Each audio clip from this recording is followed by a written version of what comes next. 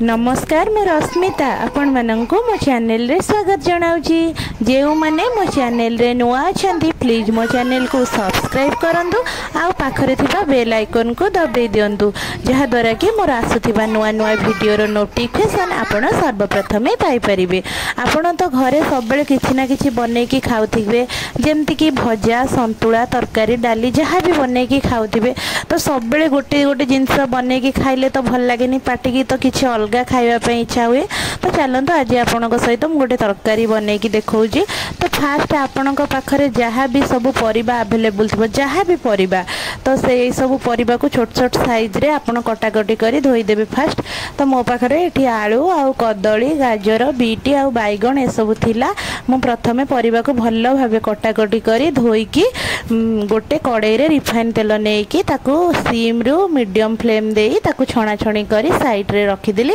बस सेम कड़ाई रे मसला पई देखो मु एठी टमाटो गोटे बड़ साइज रो पियाज अल्प अदा और रसुण को देई तेल रे फ्राए मु करूची या तेल रे टिके भाजी देबा। तो आपनक पाखरे काजू जदी थिबो काजू दी तीनटा सेथरे पकेई देबे आ बादाम जदी घरे थिबो बादाम सेथरे किछि पकेई की तो पियाज जो पियाज टमाटो अदा रसुण बादाम काजू ए सब को देई फर्स्ट भलो भाबे ताको भाजी देबे। बेसी लाल करिवेनी कि बेसी माने ताको अधिक भाजीबेनी।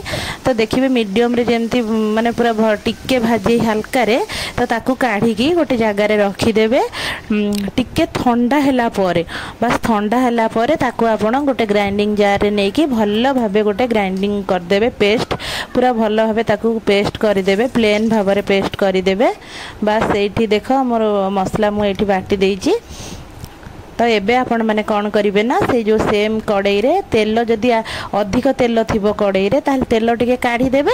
बस सेही तेल रे देखो एठी मु किछि जीरा आउ टिके तेजपत्र आउ जो काठ मसला गुजराती नेइछि एहा टिके आपण फास्ट पकेबे या द्वारा कि बहुत बढ़िया फ्लेवर आसीबो आ बढ़िया माने तरकारी रो गोटे बास्ना भी बढ़िया आसीबो। बस एबे फुटै देबे ताकू जीरा को पकेई की फुटै साला परे जो मसला को आपण रखिजंती मसला को सेथिरे पकेबे। मसला को तेल सहित भल भाबे टिके कसिबे।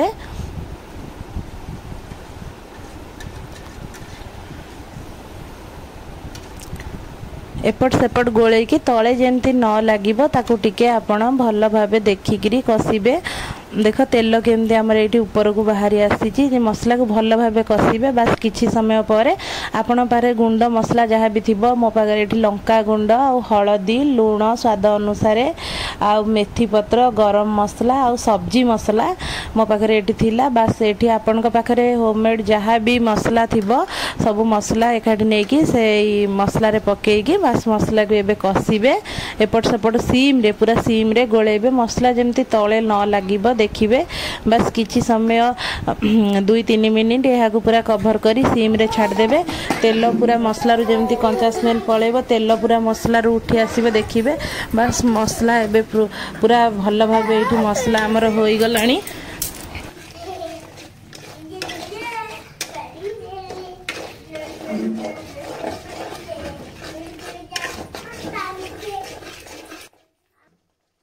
मसला देखिए जमती हो भल भावे। बस एबे आपण माने जो परिबा को छाणी की रखी थिबे परिबा को मसला रे ऐड करिवे।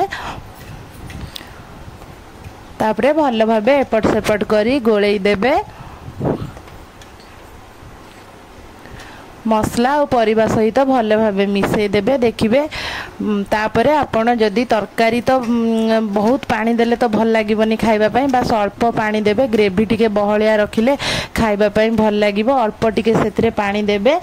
परिबा तो छणा रे जहाँ सिझी थिबो आ टिके जहाँ सिझिबो अल्प पानी देबे बेसी पानी देबे नाही। बस या को सिझिबा पई टिके घोड़े की 5 मिनिट छाड़ी देबा। सीम रु मीडियम फ्लेम रे छाड़ी देबा। किछि समय पर काढ़ी की देखिबा हमर परिबा जेमती सिझी जाइथिबो। एपट सेपट गोले की बस आलू को देखीदेवे जमती देख ये पूरा परिबा हमर भल भाव सिझी गलानी। बस एबे हमर तरकारी पूरा रेडी हो गलानी। बस लास्ट को आपण पाखरे जदि गरम मसला टिके थिबो गरम मसला आउ धनिया पत्र जदि थिबो धनिया पत्र एथिरे पकेई देबे। एबे हमर पूरा तरकारी रेडी हो गलानी। आपण माने भी प्लीज गोटे थर यही सेम प्रोसेस रे बनईकरी घरे खातु। आपण माने जोउथरे भी रुटी परोटा भात जोउथरे भी चाहिए यहाँ को खाई पारिबे। आउ यार स्वाद बहुत बढ़िया रहिबो। आपण को गोटे थर यहाँ को बनईकरी खातु। जदि भल लगी प्लीज गोटे कमेंट आउ शेयर करिवे। आउ देखो मु एठी परोटा नहीं जाइछि परोटा कर देइतिली बस परोटा सहित ए तरकारी एबे नहीं जीबी खाइबा पई। मते तो बहुत बढ़िया लागिला और समस्त को भी बढ़िया लागिथिला। प्लीज आपण माने गोटे थर यहाँ को बनातु। जदि भल लगी ताहले प्लीज गोटे कमेंट शेयर करिवे। आउ प्लीज मो चैनल को सब्सक्राइब करंतु। रहिली bye bye. Thanks for watching. Bye bye.